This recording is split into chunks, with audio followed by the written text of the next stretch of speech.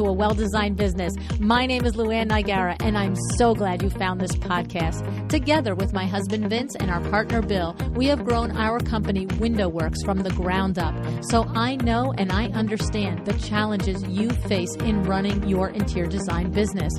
I also know that your talent alone isn't enough to ensure your success. So on this podcast, we talk about strategies and practical steps to help you grow your business.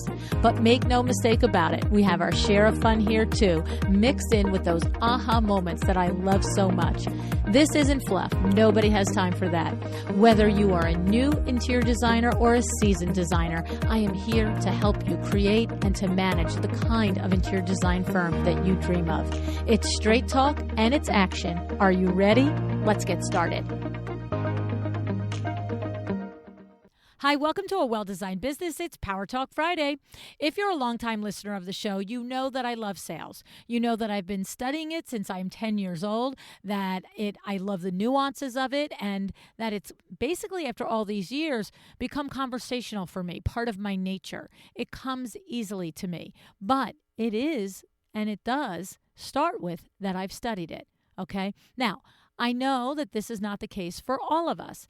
And unfortunately, unless and until you actually do take the time to study it, you sometimes have this mindset of it being icky. You have the negative stereotypes that come to your mind when you think of sales.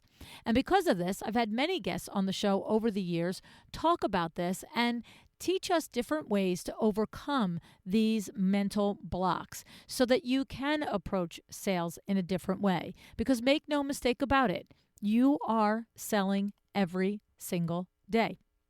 Whether you are closing a big project or you are convincing one partner or another in the project about the paint color in a room, and you and one partner know it's the right color and the other side of the table doesn't like it. Okay, it could be when you're trying to get your window treatment professional to do an install before the photographer comes and you've got to do a little dancing. I've got news for you. That's selling. Okay, so what's fun about my guest today is that he's here to talk about why sometimes we get this icky feeling about sales, and more directly, why it's very it's not uncommon for particularly creative professionals to have this adverse feeling to selling. Okay, kind of cool. It's going to be interesting. Matthew Finlin is the founder and the CEO of Human Potential Academy. As a longtime entrepreneur and he has extensive experience in personal development, he trains and coaches his teams and clients in his philosophy, the 5 pillars of human potential. Today, he's here to talk specifically about compassionate closing, sharing why you might not be naturally inclined to sales and why that's not inherently a bad thing, but also sharing how you can use this awareness to become more confident and assertive in the closing process. Okay? Now, today's episode is sponsored by LuAnn University. LuAnn University is not just an education, is not just the support of your colleagues, and not just a fantastic experience. Each department and class is crafted to provide targeted, proven instruction in key areas for profit and growth, all specific to the interior design and window treatment industries. Okay. Classes begin in January 2024. You can see our current roster for all of our 5-week courses as well as our 3-hour intensives at LuAnnUniversity.com. We are in early bird pricing right now. Okay. Now, teaser alert. Jessica Harling is back teaching our exciting Windows signature Make a Friend 7-step selling system. And this is designed specifically to walk you how to sell in a way that is process driven and allows you to be a human in that process. It is perfectly adaptable to both the interior design industry as well as the window treatment industry. So let's get into what Matt has to say and to teach us about compassionate closing.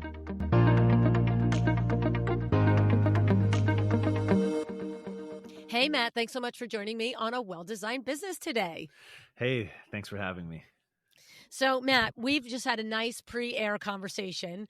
I have enjoyed learning about all the different ways that you help entrepreneurs make their businesses better. And what we've settled on, because there was many things that we could have talked about, is sales. And my whole audience went, oh, okay, LuAnn, like I will talk about sales to anyone and everyone.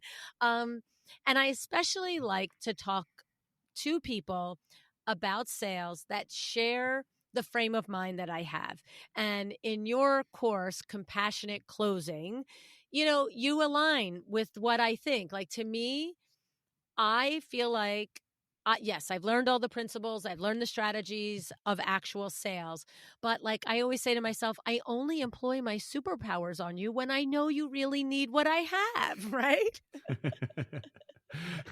So, and we kind of figured out that like you come from the same standpoint. Like, if you have something that you know is going to make somebody's life better in some way, then yeah, pour it on, right?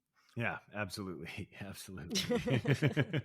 So, okay. So you do this compassionate closing seminar. And what I love about it is I think that I know my audience. There are many that now come to identify and understand. Yes, hand up, I'm selling to my clients. But many also still feel a little funny about it. And of course, I'm always saying, when you're talking to your 4-year-old, you're selling. Like, let's be serious. I just spent 10 days babysitting my 3 and 5-year-old grandchildren. I'm like I like literally there were times I was like, LuAnn, how are you going to frame this? You can do this. Like, come on. You work with hedge fund guys. Come on. You know what I mean? So, but you've given some thought to why creative entrepreneurs kind of resist leaning in and owning that sales is a big integral part of their success. So get us started. Talk about it a little bit.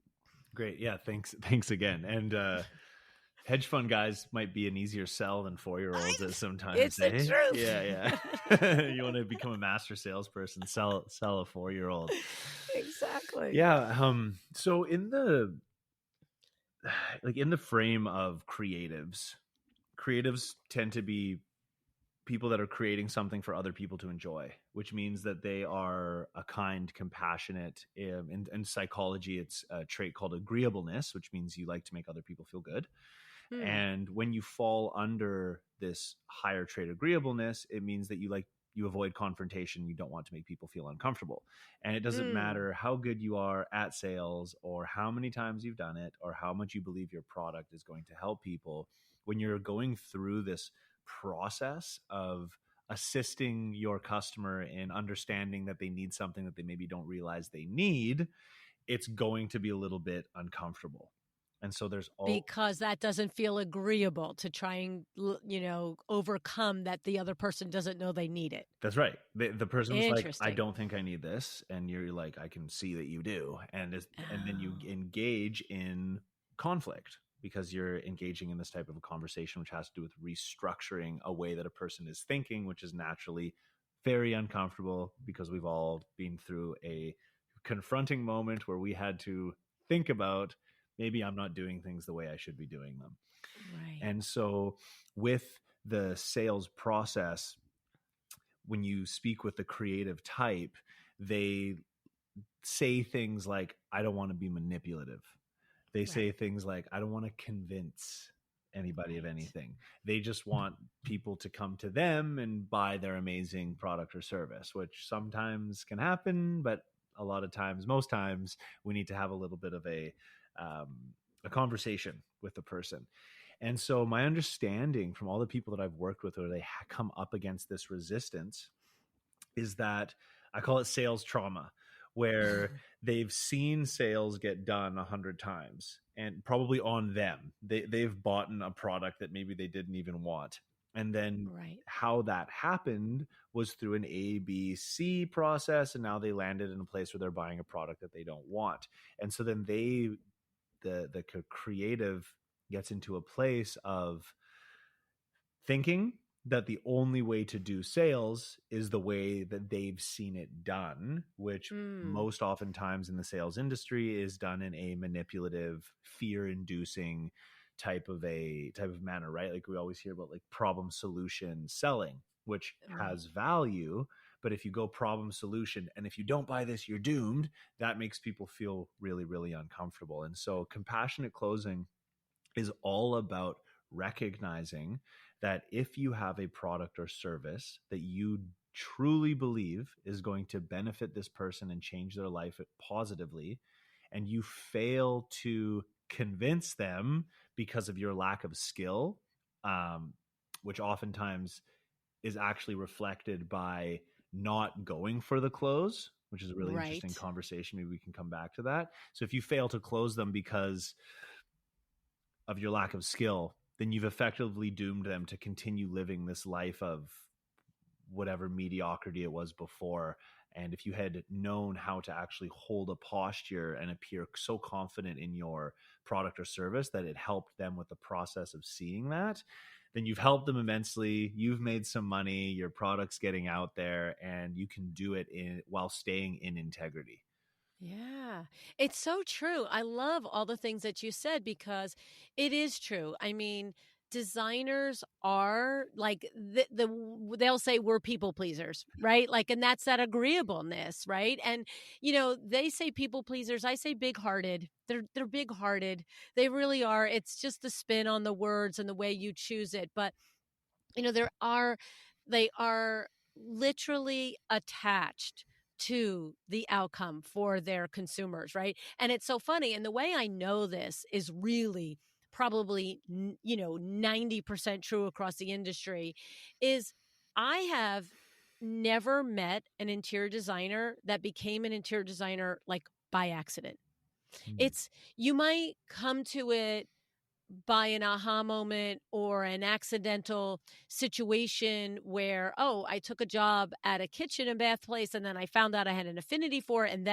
But the actual work of being an interior designer, Matt, is so complicated and so like labor heavy. And I was a window treatment professional for 40 years.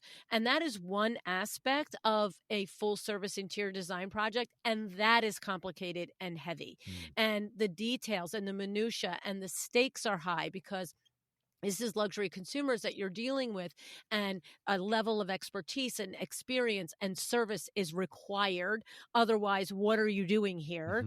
And you add to that this big heart, and it does cause too many situations where they will undersell their value because they want the outcome for the consumer, because that passionate side takes over.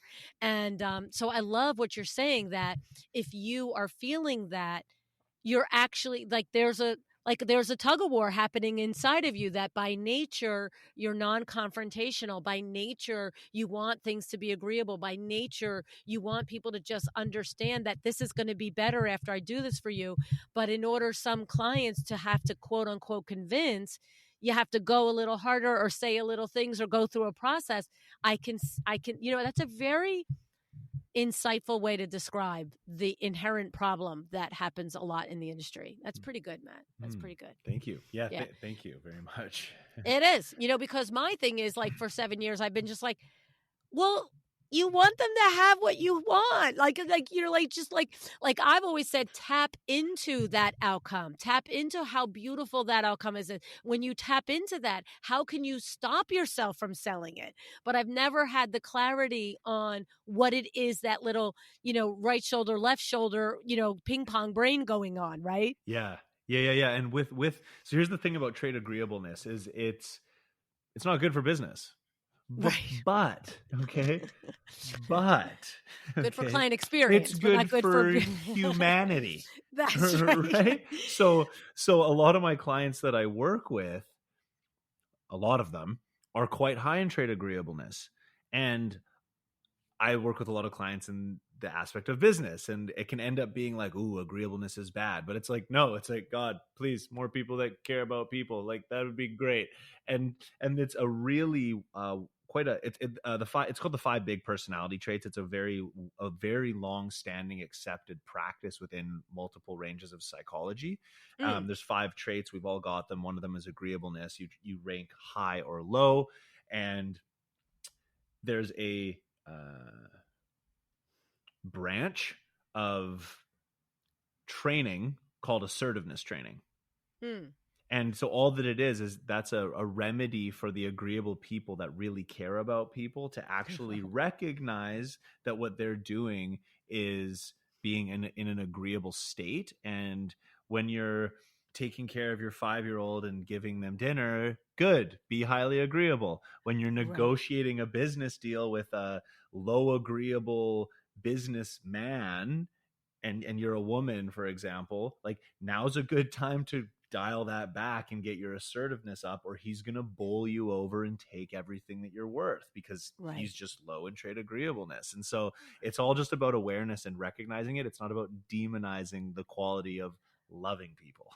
Right. Well, no, that's exactly right, because who you are is who you are. I mean, right, your innate qualities. And I believe that there is a way always that you can lean on what I call your superpowers, right? I didn't make it up. Don't mean to pretend I did, but we refer to it here all the time that way, right? It's like, lead with your superpowers. What are your superpowers? Because if I can tell you, you can give me a personality test. I'm not going to be high trait agreeableness. I can just tell you that right now. It's not going to happen. Okay. I can tell you that. Oh, see, you know already. I don't even have to tell you. We know each other 10 minutes. That's awesome, right?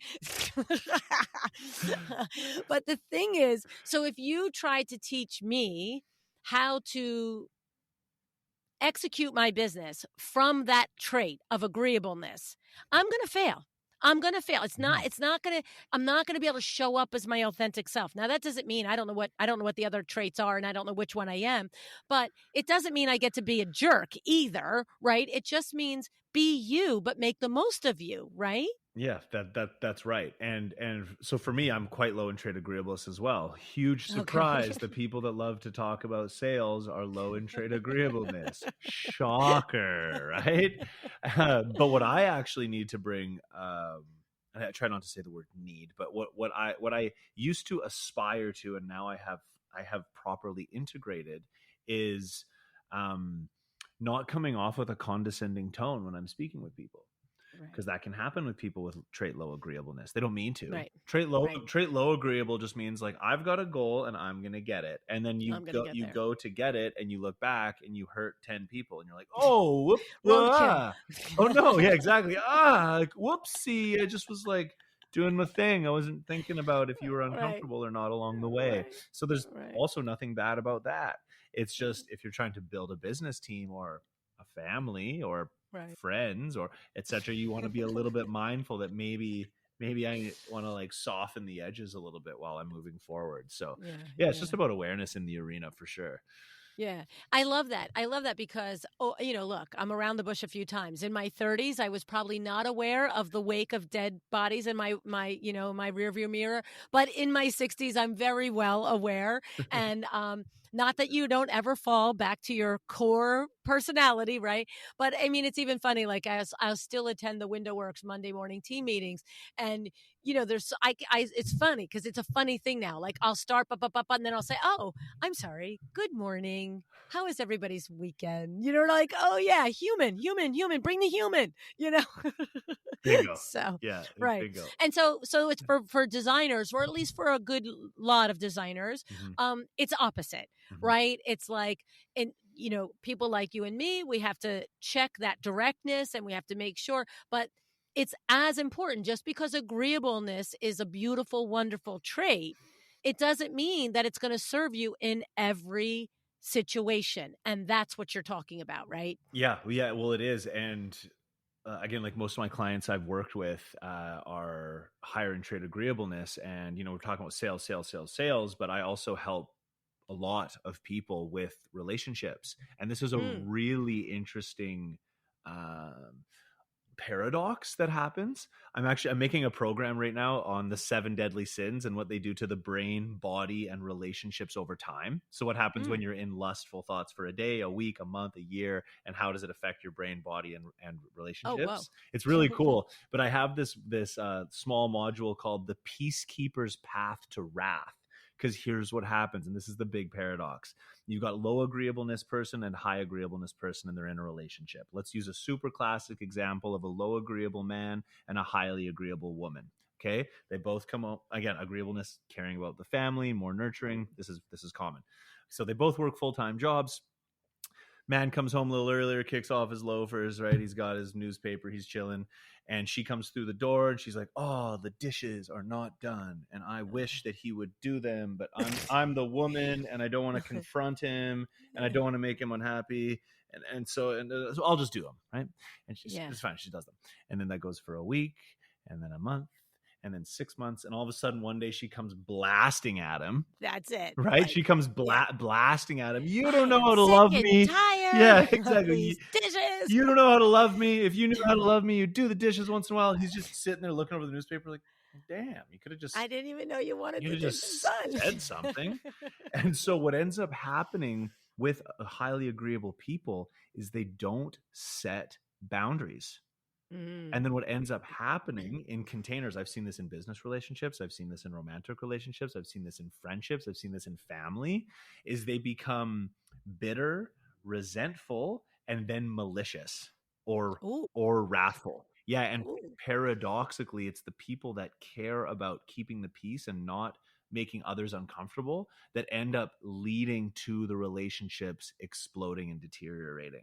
So this is why assertiveness training is so important, especially when you know that you're a creative, because if you're doing agreeableness over here in your business negotiations, it's likely you're doing it over here in your relationships that are a little bit closer to your heart. And so over here, you won't make enough money. And over here, you're going to explode all. Exactly. You won't have satisfaction. Exactly. So yeah, it's a really, really great thing to bring awareness to. And assertiveness training, you can just Google awesome YouTube videos for your audience. Wow. Obviously, I'm like quite fantastic as well, but I just encourage you to go and do your own research on these traits. Well, I love that because that is another resounding thing that we hear within the industry is setting boundaries. And, your point about the blow up is often, we have lots of Facebook groups in our industry that are designer only, and they're extremely valuable. The ones that I love, that are really good. We'll put links in the show notes to Veronica and Cheryl and Claire's, a couple of other Facebook groups that are really good. Nancy's. Okay, now I'm not going to forget all the one of them, so I should never say the names. It's like naming your kid and leaving the one out, right? Tracy, like, oh my God, okay, all the good. But the point of it is what I will see in the groups a lot, Matt, is what you just described. It's a designer will come in and they'll be like, this client this, and like they by the time they come to the group to say something about it, they're on fire. They're literally like, and then every designer comes in, fire them, red flag, walk away, blah blah blah. And I'm just like, how did it get to that point? Like, and to your exact point, it's the boundaries is the difficulty with setting clear boundaries. And like when you use that example of coming home every day and the dishes aren't done, it's like, right, like a lot of times when you break it down, the client is just doing the same thing that they were doing for the last 4 months. It's just that you're the only person knew it wasn't part of the rule book. That's right. Right?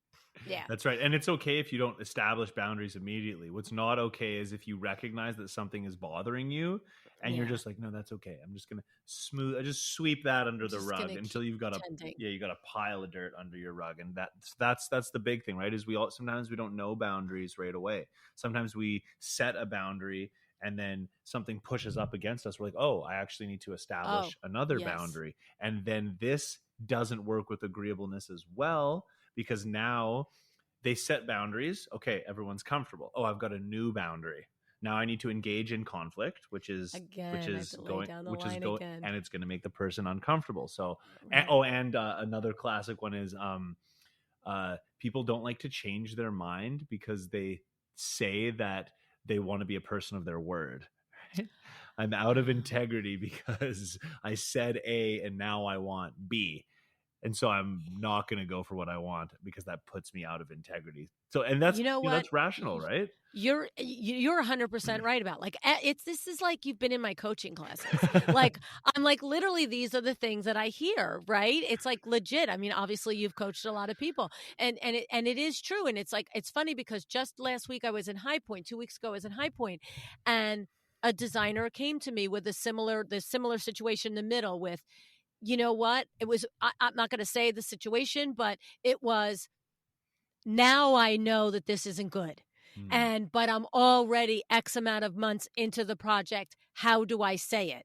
And I'm like, you just You say just it. say it. Like, yes. And I'm just like, I said to her, and I remember having a good little sit down conversation. And I said, I didn't have your language. I didn't understand why the conflict was in her mind for it, but I do understand the conflict is real. So even though I didn't understand the mechanism for it, I've always recognized that it's real.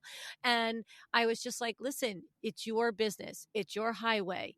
And whatever compassionate way you need to reestablish the rules, you get to do it. And it actually dovetailed into what you were just saying about, well, that's not what I said originally. And I'm like, right, because you didn't know this would happen. You didn't know this would be a thing. You're still in charge. It's your project. You're leading it.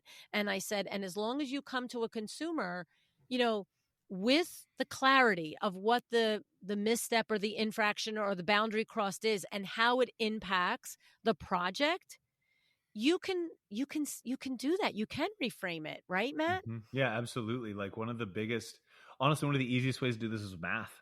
Just use numbers. It's Yeah. one of the easiest ways because like there's destructive conflict resolution and there's constructive conflict resolution. And so I spend a lot of time working around these ways because there are ways for the highly agreeable person to equip themselves Yes. with proper words and timing, okay, to Big go one. into this type of reframing of the negotiation that they Yeah. originally had. But it's funny because like low agreeable people are like, just do it, and if it's not graceful, like whatever. Right, Whatever, I'm okay, they're gonna be okay, maybe. right. And so Right. yeah, so just using simple, like, again, make sure it's the right time, and then you just, like, in the case of your, I don't know, client or person you were working with there, it's like, yeah, again, for me it's like pretty easy, but you can use numbers, right? It's like, at Yes. first I thought ABC, that's why I agreed to D, but now Right. I see that it's VXY, and so And it changed. yeah, And that's really what it comes down to. It usually does come down to some sort of you've gotten a quote from a contractor and it's supposed to be XYZ, but then what happens is, a wall can't be moved or this can't happen or a thing is not available. And there comes the whole influx of, well, how can I change the price now? Because I've already given them price. And it's like, yeah, you can't change the price arbitrarily, but if like something concrete happened and it's out of your control, there should be a way to sit down and reframe that and say, hey, look, you know what I mean? And, but I love that. I really am really just continue to just admire that thinking because I've known for a long time that it can't just be, why don't you just do it? That's not helpful. But now understanding the inner working of that, it's almost like the two polar opposites are at work in the one person's brain, right? Well, yeah, it completely is. And like on the scope of agreeableness, like low agreeableness versus high agreeableness, you can observe through, like, not the biological, but like the energetic of masculine and feminine, where like masculine is like, I got to go out into the world and I got to get resources and bring them back to the family. And if there's a person in my way, it doesn't matter because I got to get those resources and bring them back.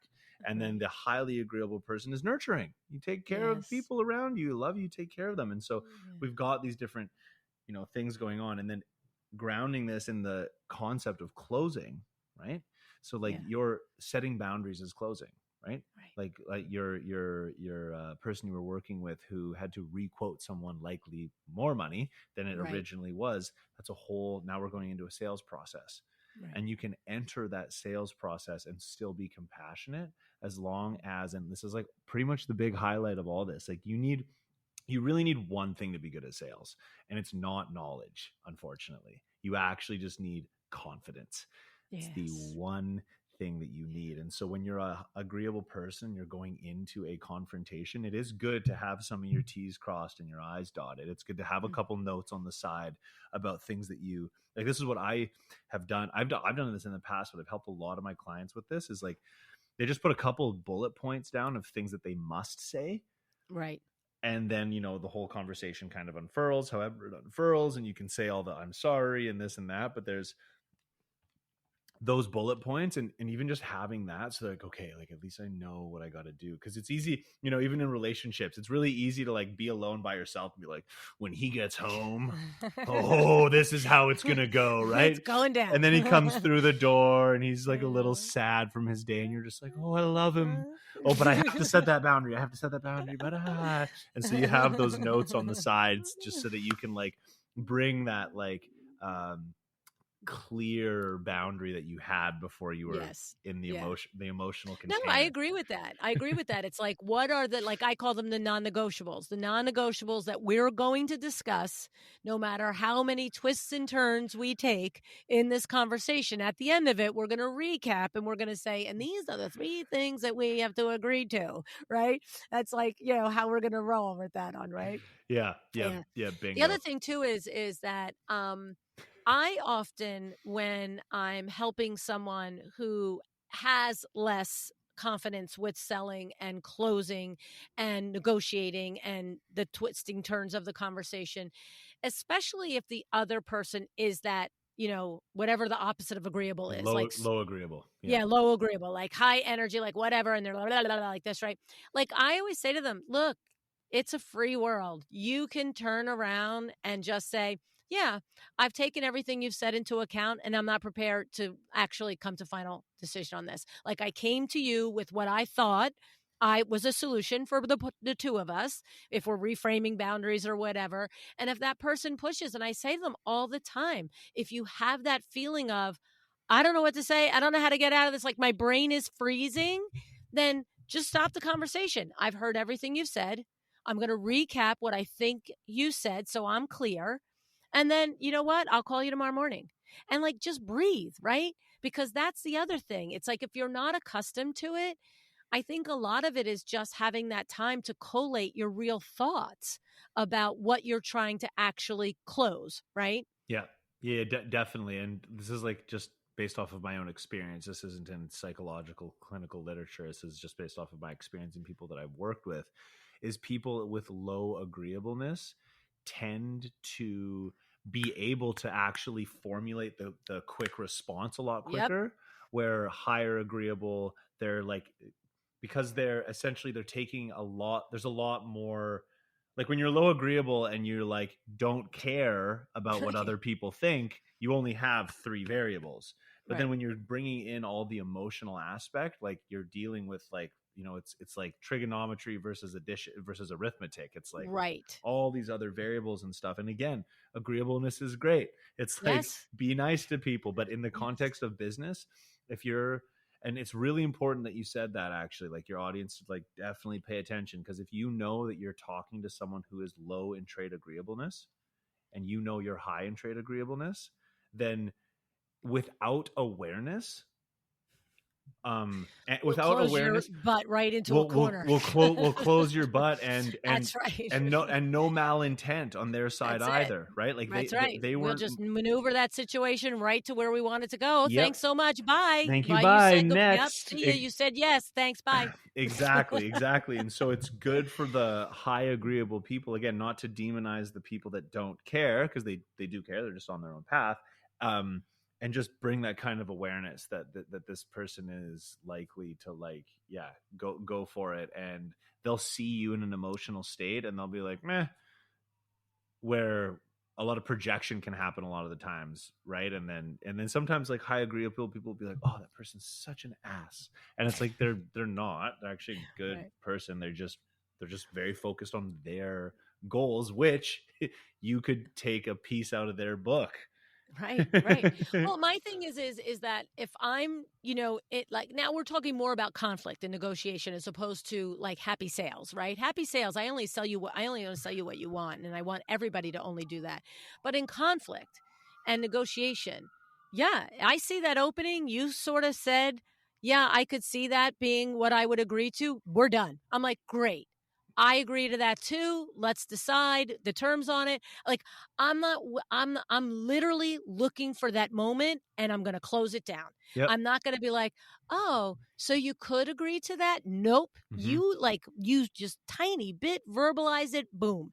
And that's why I know that I tell my friends and colleagues, if you're feeling a little unsure, Just stop the conversation. Get out of Dodge. Just say, I appreciate everything you said. I need to collect my thoughts, because even though I'm low agreeable trait, I'm not unkind. Right. And so I still want this to be a good outcome for both of us. It would be great if I can wrap it up in one conversation. Yay, us. Right. But if you look at me and say, I need to think on this, I still want this to be a good outcome. Totally. I still want, you're probably my consumer customer, you're my whatever. And I will say, great. I you know what? I appreciate that. Thanks. What time tomorrow? Yeah, you know, 100%. Sales 101. If the conversation isn't going the way you want it to go, change it. Right. Exactly. Sales 101. Exactly. Right. And that's the thing. I think that agreeable trait doesn't realize they have the power to do that. And that's what I'm consistently trying to empower the designers that I've worked with to know that. No. If it feels a little crazy, if it feels a little scary, if it feels a little overwhelming, if your brain is swimming, then just stop it.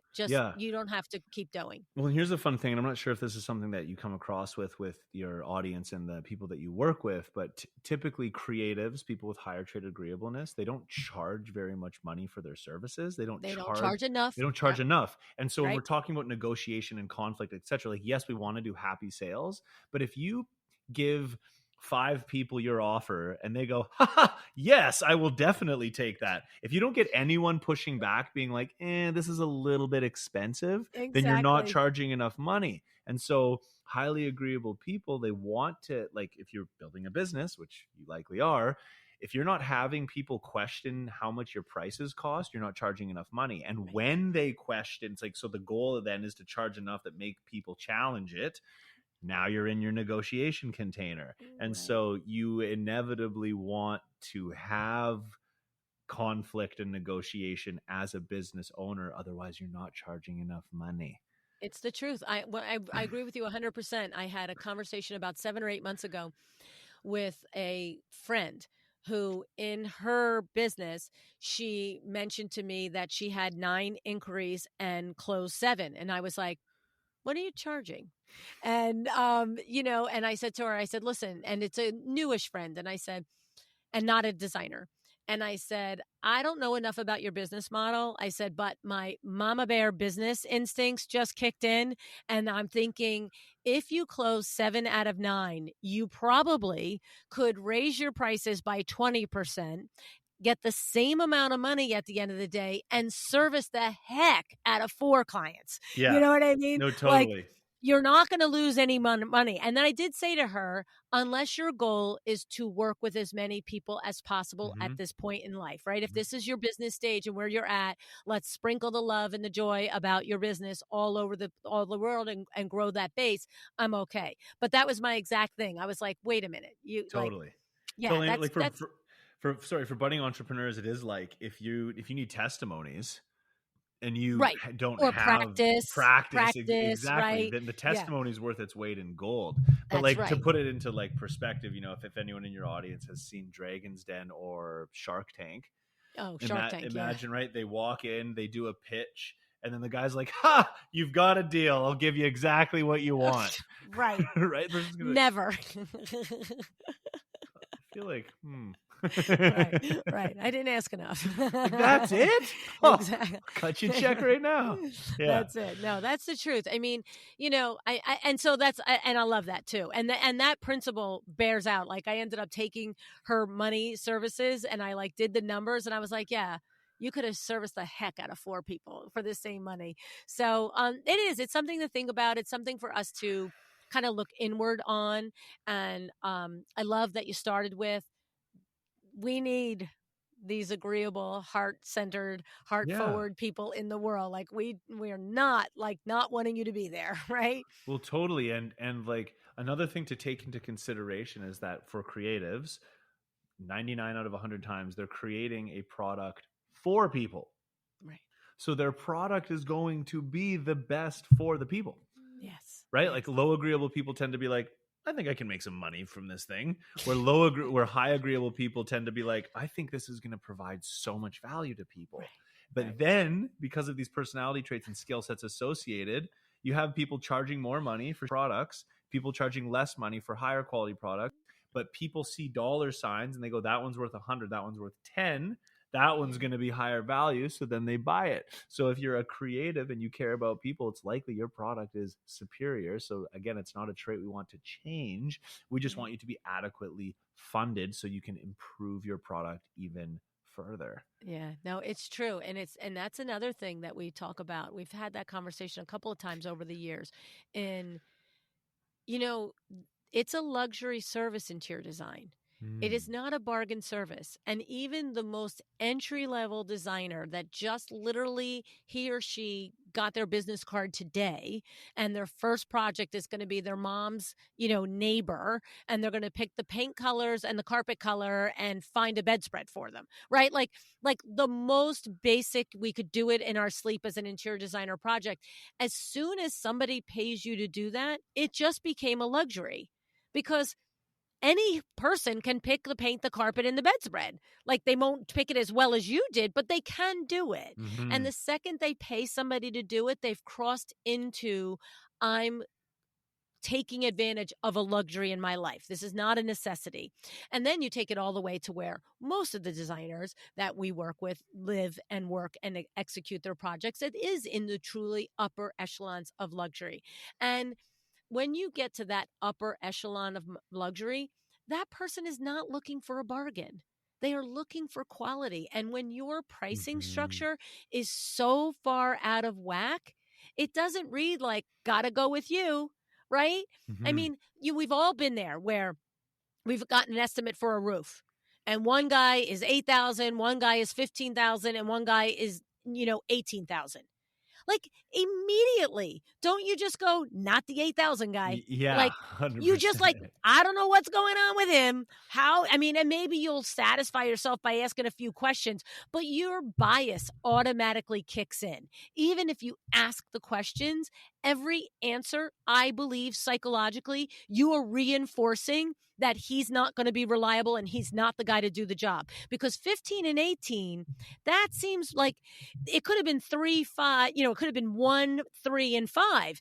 The point is psychologically, you literally eliminate the guy that isn't in the ballpark. And he could be the one with the right price point, but you don't think that. And I believe that the questions that you ask and the answers you hear, I believe that we bias filter them to justify saying no to the $8,000 guy. I 100% believe that. And then we go to the 15 and the 18, and we want the 15 guy to convince us that he's as good as the 18. But in the back of our mind, we're like, gosh darn it, that 18 guy is probably better. Yeah, totally. Right? We go into that if I do the 8, I'm probably gonna have to redo it again. And right? I'm or he's do the 8, and it's gonna be 23 now. Or all the garbage is gonna be on the front yard. He's not gonna come back and clean it. Like whatever, right? It's like so. It is something else to understand that you've got to learn how to have this confidence in what you do and know that as a creative, your work is needed out there and you've got to price it so that you can be profitable, right? That's right. But you have to price it. So that's the thing. You have to price it so you can be profitable, so you can continue to do it. But you have to price it to be profitable to be respected. Yeah. 100%. When I first went to Hong Kong, I was doing sales training for companies.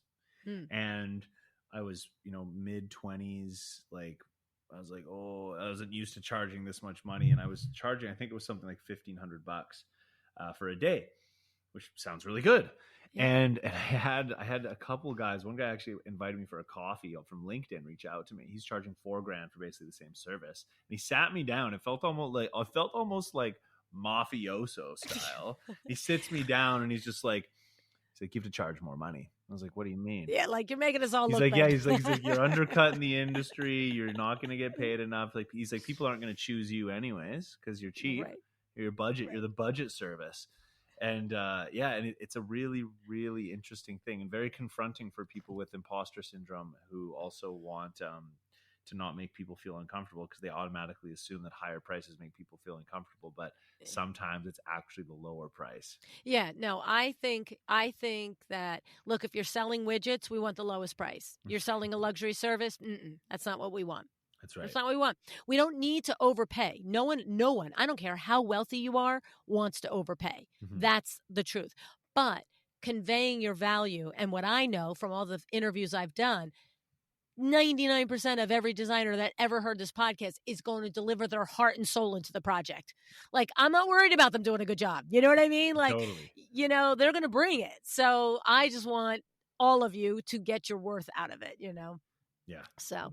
this was awesome. So good, Matt. Such a good conversation. I appreciate this so much. So here's the thing. We will put information in the show notes, but working with you, like if they wanted to, we're from where we're recording now, your next round might start before we go to air date. So is this a rolling thing that you do, this compassionate closing? Yeah. So my compassionate closing program is actually going to be ready in the next 2 to 3 weeks, and it's just an evergreen program that people can purchase and take. Oh, yeah. So okay. it's just a course, and then working with me in the groups is going to be something that's going to be rolling, and that's going to be a more like intimate container where I'm working with a group of people that have gone through the compassionate closing course, and then want to work a little bit more tailored of an experience with me and a group of people. Awesome.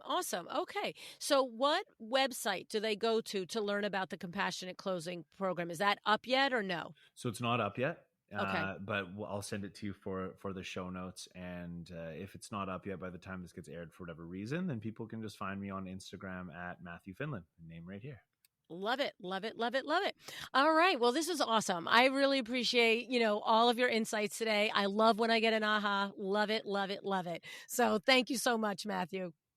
Yep. Thank you so much. And I really appreciate you having me on here. Everyone in the audience, check out your big 5 personality traits, discover who you are, and then, know who others are as well. That's what's super, super helpful for this whole thing. So thanks again, LuAnn. I really appreciate it.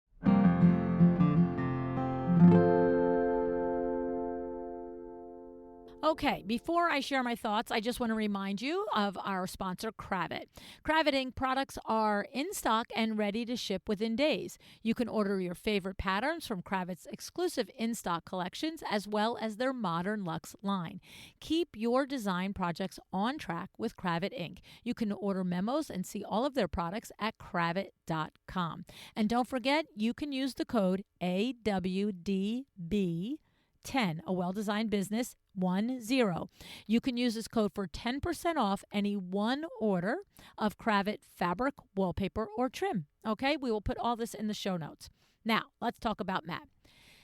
This was a great insight into a problem that many creatives struggle with. I wonder if it resonated with you, okay? I have understood for a very long time with all the conversations that I've had with you in real events and in coaching programs and so forth about this little barrier, this like resistance to thinking of yourself as a salesperson, right?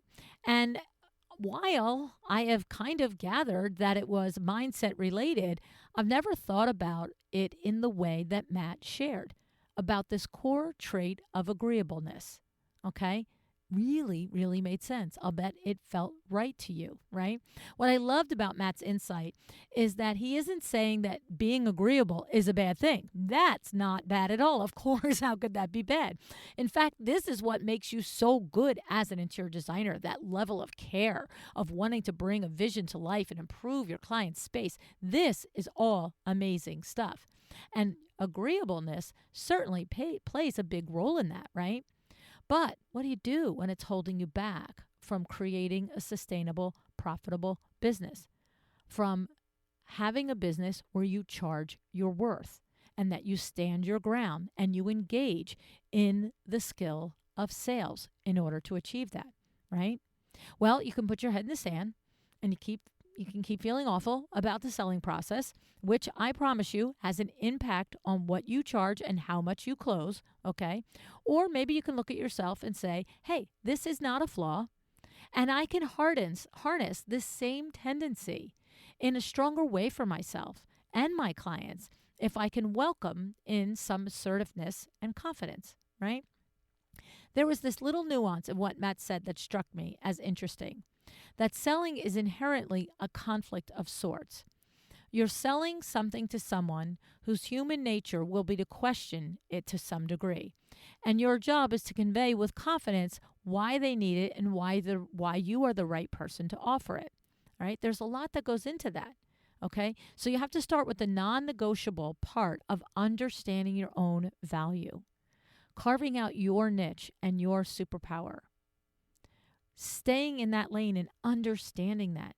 You see, I always process it that way. What I have, if I think it's good for you and I think it's going to improve any part of your world, then I want you to have it. And I'm going to come full guns at you because I want you to have it. So you can tap into this too. And that's, I think, what Matt is trying to say, right? At the end of the day, you are the one that has to stand confidently and close these projects down or close these conversations down, whichever it is, because we are selling all day, as I said. Now, Matt said that for people with high agreeableness, that it might feel uncomfortable. But knowing that and then understanding your own self and your strengths can open up this tolerance to that discomfort, right? Because if you're feeling the discomfort, probably your autopilot thought is, icky car salesman. But if you're feeling the discomfort and you have this knowledge, maybe your autopilot can start to say, that's my agreeableness kicking in. Keep your eye on the prize. This is good for this client. This is good for this trade. This is good for this employee. I'm coming at this from all the right places. And inherently, I'm going to feel a little uncomfortable when I do this. But when you understand it and you can see it, it kind of takes it away, right? There's the value in knowing ourselves and understanding who we are. That's really the bottom line. Now, I'm never going to be a high agreeable person. How funny was it that he pegged me like out the gate, okay? It's just not my nature, okay? And now we can all grasp that why a big part of sales comes easily to me, right? I sort of have this leg up there. I'm not working against myself in that one regard, okay? And some of the best people I know are like me. But some of the best people I know, some of the best business owners I know are not like that either. It's not a criteria, okay? It's not about changing who we are or forcing ourselves to show up in a different way. It's about acknowledging areas where we might need a bit of coaching or help so that we can show up as our best self to serve not just the other person that we're trying to be agreeable for, but to serve ourselves as well. Okay? You want to be able to do what you love and do it well, have it be recognized, have it be valued, and be profitable for yourself and your family in the process, right? It's about learning how to set healthy boundaries in our personal and business lives so that we don't fall into that paradox of resentment and anger that Matt mentioned. And it's about learning how to communicate openly to move forward and close with confidence and compassion. All right? So, and for those of us, for those of you that are like me in that low agreeableness type, I will leave you what I have learned over time from all of the selling that I've done and all of the studying of selling that I've done. The golden rule of treat others the way you would want to be treated isn't really quite right. When you're engaging in helping someone understand that what you have is going to benefit them, the golden rule really is treat others the way they would like to be treated. Okay? Because that's where the common ground comes in. And that's what a true salesperson does. They see where the other person is. They see what they need. They understand if what they have will benefit them. And then they try and reach and connect with them in a way that they personally would like to be connected with. Okay? So, you can do it. I know you can. Your business depends on it. I hope that you will. Don't forget that we have Jessica Harling at LuAnn University to help you with this. Okay? If you have any questions about it, just ask me. I'm here to help you. All right. In the meantime, thank you so much, Matt, for coming on. That was some really fun ahas that I had during that conversation. My favorite kind of conversation. And thank you for showing up and listening. I do appreciate you. Decide to be excellent.